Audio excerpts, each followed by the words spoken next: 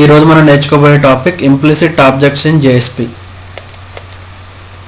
ఈ లెక్చర్ యొక్క main objective ఏంటంటే to learn about implicit objects in JSP.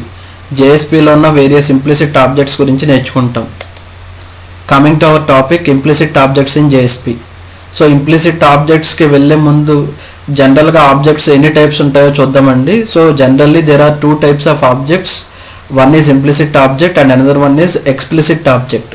జనరల్గా మనకు ఆబ్జెక్ట్స్ టూ టైప్స్ ఉంటాయండి. ఒకటి ఇంప్లిసిట్ ఆబ్జెక్ట్ అంటారు, రెండు ఎక్స్ప్లిసిట్ ఆబ్జెక్ట్ అంటారు. సో ఇంప్లిసిట్ ఆబ్జెక్ట్స్నే ప్రీ డిఫైన్డ్ ఆబ్జెక్ట్స్ అని కూడా అంటారండి. వేరాస్ ఎక్స్ప్లిసిట్ ఆబ్జెక్ట్స్ని యూజర్ డిఫైన్డ్ ఆబ్జెక్ట్స్ అంటారు. So JSP implicit objects are predefined objects that are accessible to all JSP pages. So జేఎస్పీలో ఉన్న ఇంప్లిసిట్ ఆబ్జెక్ట్స్ని ప్రీ డిఫైన్డ్ ఆబ్జెక్ట్స్ అంటాము. అవి కూడా ఆబ్జెక్ట్స్ని ఎవరు డిఫైన్ చేశారు అంటే కంపైలరే.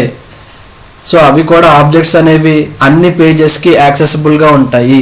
సో వాటికి గ్లోబల్ యాక్సెస్ ఉంటుంది. They can be accessed anywhere in the JSP page. JSP implicit objects are used to make the page dynamic. జనరల్గా మన JSP అనేది ఒక సర్వర్ సైడ్ టెక్నాలజీ అని, ఆ సర్వర్ సైడ్ టెక్నాలజీని యూజ్ చేసి డైనమిక్ వెబ్ పేజెస్ని జనరేట్ చేయొచ్చు అని చెప్తామండి. సో ఇక్కడ JSP ఇంప్లిసిట్ ఆబ్జెక్ట్స్ కూడా అదే పని చేస్తాయి. JSP implicit objects are used to make the page dynamic. మన JSP పేజ్ని డైనమిక్ పేజ్ కింద మార్చేయాలి అంటే ఈ ఇంప్లిసిట్ ఆబ్జెక్ట్స్ అనేవి మెయిన్ రోల్ ప్లే చేస్తాయండి. Coming to third point, the JSP container automatically instantiates these objects while writing the script content in the scriptlet or expression tags. మనకి జనరల్గా 3 types ఆఫ్ ట్యాగ్స్ ఉంటాయండి. అది నెక్స్ట్ లెక్చర్లో చూద్దాము. అందులో one of the tag scriptlet tag, second one expression tag అండి. జనరల్గా ఈ ట్యాగ్స్లో మనము ఇంప్లిసిట్ ఆబ్జెక్ట్స్ని యూజ్ చేస్తాము. సో ఆబ్జెక్ట్స్ని యూజ్ చేయాలి అంటే మనము క్రియేట్ చేయక్కర్లేదండి. ఆటోమేటిక్గా జేఎస్పీ కంటైనరే వాటిని క్రియేట్ చేస్తుంది, ఇనిషియలైజ్ చేస్తుంది. అందుకే వాటిని ఏమంటారు అంటే ఇంప్లిసిట్ ఆబ్జెక్ట్స్ అంటారు. Implicit means pre defined objects. మనము క్రియేట్ చేయము, ఆటోమేటిక్గా జేఎస్పీ కంటైనరే క్రియేట్ చేసి పెడుతుంది. వాటిని ఎక్కడ యూజ్ చేయొచ్చు అంటే స్క్రిప్ట్లెట్ ట్యాగ్లో యూజ్ చేయొచ్చు, అలాగే ఎక్స్ప్రెషన్ ట్యాగ్స్లో యూజ్ చేయొచ్చు. there are following types of implicit objects available in JSP. మనకి JSPలో ఇక్కడ చూపిస్తున్న ఫాలోయింగ్ ఆబ్జెక్ట్స్ అన్ని అవైలబుల్గా ఉన్నాయండి. ఇవన్నీ కూడా ఇంప్లిసిట్ ఆబ్జెక్ట్సే. 1 request, 2 response, 3 application, 4 session, 5 config, 6 exception, 7 out. వీటిని ఇంప్లిసిట్ ఆబ్జెక్ట్స్ అంటారండి. ఒక్కొక్క దాని గురించి డీటెయిల్డ్గా తెలుసుకుందాం. Coming to first object request. So request అనేది మనకి జేఎస్పీలో ప్రీ డిఫైన్డ్ ఆబ్జెక్ట్ అండి, ఇంప్లిసిట్ ఆబ్జెక్ట్. అదే సర్వ్లెట్లో అయితే కనుక మనం రిక్వెస్ట్ అనే ఆబ్జెక్ట్ని క్రియేట్ చేయాలి అంటే సర్వ్లెట్ రిక్వెస్ట్ అనే ఇంటర్ఫేస్కి ఆబ్జెక్ట్ క్రియేట్ చేయాలండి. అక్కడ ఎక్స్ప్లిసిట్గా చేయాలి. ఆ రిక్వెస్ట్ అనే ఆబ్జెక్ట్ సర్వ్లెట్లో అయితే ఎక్స్ప్లిసిట్ ఆబ్జెక్ట్, వేరే జేఎస్పీలో అయితే కనుక దీన్ని ఇంప్లిసిట్ ఆబ్జెక్ట్ అంటాం. ఎందుకంటే దీన్ని మనం క్రియేట్ చేయము, ఆటోమేటిక్గా జేఎస్పీ కంటైనర్ మనకి ప్రీ డిఫైన్డ్గా ఇచ్చేస్తుంది. So request objects are passed as parameters to the JSP service method when a client request is made. ఎప్పుడైతే క్లయింట్ నుంచి రిక్వెస్ట్ వచ్చిందో ఆ రిక్వెస్ట్ని ప్రాసెస్ చేయాలి అంటే, ఆ రిక్వెస్ట్ని తీసుకోవాలి అంటే క్లయింట్ పేజ్ తాలూకా పారామీటర్స్ని తీసుకోవాలి అంటే మనం ఈ రిక్వెస్ట్ అనే ఆబ్జెక్ట్ యూజ్ అవుతుందండి. దీన్ని జనరల్గా సర్వీస్ అనే మెథడ్లో యూజ్ చేస్తారు. సో సర్వీస్ అనే మెథడ్కి ఈ రిక్వెస్ట్ అనే ఆబ్జెక్ట్ అనేది పారామీటర్ కింద ఉంటుంది. Coming to the example, request dot get parameter. ఇక్కడ రిక్వెస్ట్ అనేది ప్రీ డిఫైన్డ్ ఆబ్జెక్ట్ అండి, ఇంప్లిసిట్ ఆబ్జెక్ట్. గెట్ పారామీటర్ అనేది మెథడ్. ఈ మెథడ్ని ఎందుకు యూజ్ చేస్తాము అంటే క్లయింట్ పేజ్లో ఏదైతే HTML పేజ్ ఉందో ఆ పేజ్లో ఉన్న ఫామ్ పారామీటర్స్ ఉన్నాయో ఆ పర్టికులర్ ఫామ్ పారామీటర్ని మన సర్వర్ సైడ్ గెట్ చేయాలి అంటే ఈ గెట్ పారామీటర్ అనే మెథడ్ యూజ్ అవుతుంది. సో అందుకే request dot get parameter of ఆ ఇన్పుట్ కంట్రోల్ నేమ్ రాస్తామండి. అది టెక్స్ట్ ఫీల్డ్ అయితే ఆ టెక్స్ట్ ఫీల్డ్ నేమ్ రాస్తాం, టెక్స్ట్ ఏరియా అయితే టెక్స్ట్ ఏరియా అని, చెక్ బాక్స్ అయితే చెక్ బాక్స్ అని. ఆ పర్టికులర్ ఇన్పుట్ కంట్రోల్ తాలూకా నేమ్ రాయగానే ఆ పర్టికులర్ ఇన్పుట్ కంట్రోల్లో ఏదైతే టెక్స్ట్ మనం ఎంటర్ చేసామో క్లయింట్ సైడ్ ఆ టెక్స్ట్ని ఇక్కడ మన సర్వర్ సైడ్ గెట్ చేయొచ్చండి. So get parameter method is used to get the parameters in the HTML page. Coming to next object, response. The response object is used to carry the response of a client request after service method is executed. So request to response రెండు కూడా service method తాలూకా parameters అండి. So response అనే object ఎప్పుడు use అవుతుంది అంటే క్లయింట్కి response ఇవ్వడానికి, request అనే ఆబ్జెక్ట్ ఎప్పుడు యూజ్ అవుతుంది అంటే క్లయింట్ నుంచి రిక్వెస్ట్ తీసుకోవడానికి. సో రెస్పాన్స్ అనే ఆబ్జెక్ట్ క్లయింట్కి రెస్పాన్స్ ఇచ్చేటప్పుడు యూజ్ అవుతుందండి. ఎగ్జాంపుల్ చూస్తే కనుక response dot set content type in బ్రాకెట్లో టెక్స్ట్ బై HTML అని రాస్తారు. సో ఇక్కడ మనం ఏం చెప్తున్నాము అంటే రెస్పాన్స్ అనేది ఇంప్లిసిట్ ఆబ్జెక్ట్ అని తెలుస్తుంది. డాట్ సెట్ కంటెంట్ టైప్ అనేది మెథడ్ అండి.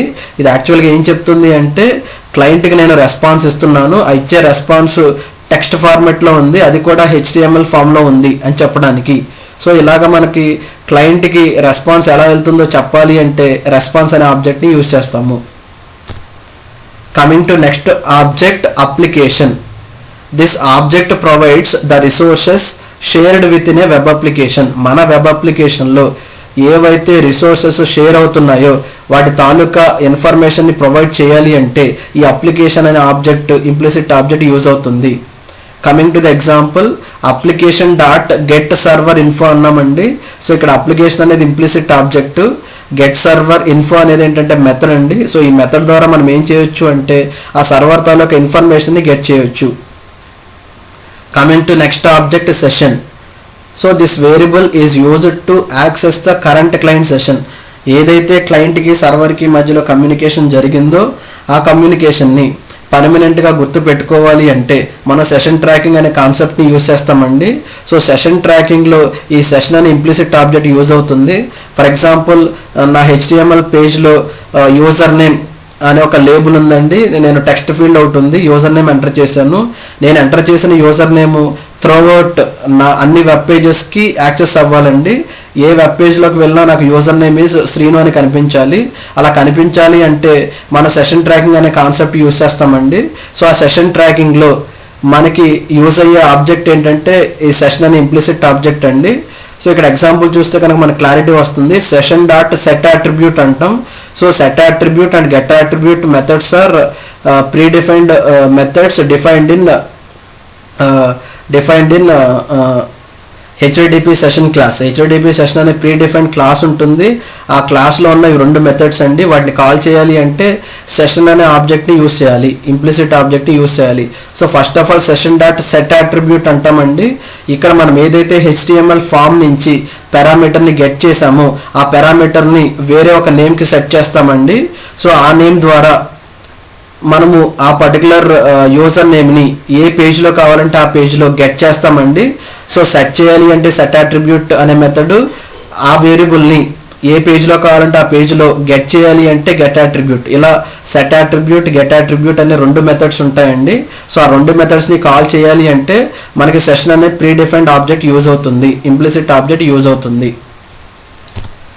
Coming to next object, config. ఆ నేమ్లో ఉందండి కాన్ఫిగరేషన్ తాలూకు ఇన్ఫర్మేషన్ అని. It helps in passing the information to servlet or JSP page during the initialization. So initialization జరిగేటప్పుడు మనకు సోలెట్ పేజ్కి కానీ లేదా JSP పేజ్కి కానీ ఏమైనా ఇన్ఫర్మేషన్ని పంపించాలి అంటే మనం ఒక ఆబ్జెక్ట్ని యూజ్ చేస్తామండి. ఆ ఆబ్జెక్టే కాన్ఫిగ్ అంటే. So config dot get servlet name అంటాం. అంటే ఏ పర్టికులర్ సోలెట్ని అయితే మనం యూజ్ చేస్తామో ఆ పర్టికులర్ సోలెట్ నేమ్ని గెట్ చేయాలి అంటే ఈ కాన్ఫిగ్ అనే ఆబ్జెక్ట్ ద్వారా గెట్ చేయొచ్చు. Coming to next object, exception. This object is used for handling error pages and contain information about run time error. So ఏవైతే రన్ టైమ్ ఎర్రర్స్ ఉంటాయో, ఏవైతే ఎక్సెప్షన్స్ ఉంటాయో వాటిని హ్యాండిల్ చేసే పేజెస్ని కాల్ చేయాలి అంటే ఈ ఎక్సెప్షన్ అనే ఆబ్జెక్ట్ యూజ్ అవుతుంది. Coming to next object and last object, out. It is used to call the methods related to IO. ఏవైతే ఇన్పుట్ అవుట్పుట్ రిలేటెడ్ మెథడ్స్ ఉన్నాయో వాటిని కాల్ చేయాలి అంటే మనం అవుట్ అనే ప్రీ డిఫైన్డ్ ఆబ్జెక్ట్ని యూజ్ చేస్తాము, ఇంప్లిసిట్ ఆబ్జెక్ట్ని యూజ్ చేస్తాము. అదే ఇక్కడ ఎగ్జాంపుల్లో తెలుస్తుందండి. అవుట్ డాట్ ప్రింట్ఎల్ అని అంటాం. ఇక్కడ అవుట్ అనేది ఇంప్లిసిట్ ఆబ్జెక్ట్ అండి. జనరల్గా మన సర్వ్లెట్స్లో అయితే కనుక ఈ అవుట్ అనే ఆబ్జెక్ట్ని క్రియేట్ చేయాలి అంటే ప్రింట్ రైటర్ అనే క్లాస్కి మనమే ఆబ్జెక్ట్ క్రియేట్ చేయాల్సి వచ్చేది. ఎందుకంటే సర్వ్లెట్స్లో అయితే కనుక అవుట్ అనేది ఎక్స్ప్లిసిట్ ఆబ్జెక్ట్ అండి, అందుకే మనం అక్కడ క్రియేట్ చేస్తాం. బట్ జేఎస్పీలో ఇది ఇంప్లిసిట్ ఆబ్జెక్ట్, దీన్ని మనం క్రియేట్ చేయక్కర్లేదు. ఆటోమేటిక్గా జేఎస్పీ కంటైనర్ మనకి ఇచ్చేస్తుంది. సో అవుట్ డాట్ ప్రింట్ఎల్ అనేది మెథడ్ అండి. సో టోటల్గా ఇదంతా కూడా అవుట్పుట్ స్టేట్మెంట్ అండి. So this output statement is used to print something on the browser. So ఏదైతే మనం విత్ ఇన్ డబుల్ కోట్స్లో రాస్తామో అది మనకి బ్రౌజర్ మీద కనిపిస్తుంది. సో ఇలాగా అవుట్ డాట్ ప్రింట్ఎల్ అనేది అవుట్పుట్ స్టేట్మెంట్ కాబట్టి, అవుట్పుట్ మెథడ్ కాబట్టి ఆ మెథడ్ని కాల్ చేయాలి అంటే మనం అవుట్ అనే ఇంప్లిసిట్ ఆబ్జెక్ట్ని యూజ్ చేసాము. ఇవి ఇంప్లిసిట్ ఆబ్జెక్ట్స్ ఇన్ జేఎస్పీ అండి. Thank you.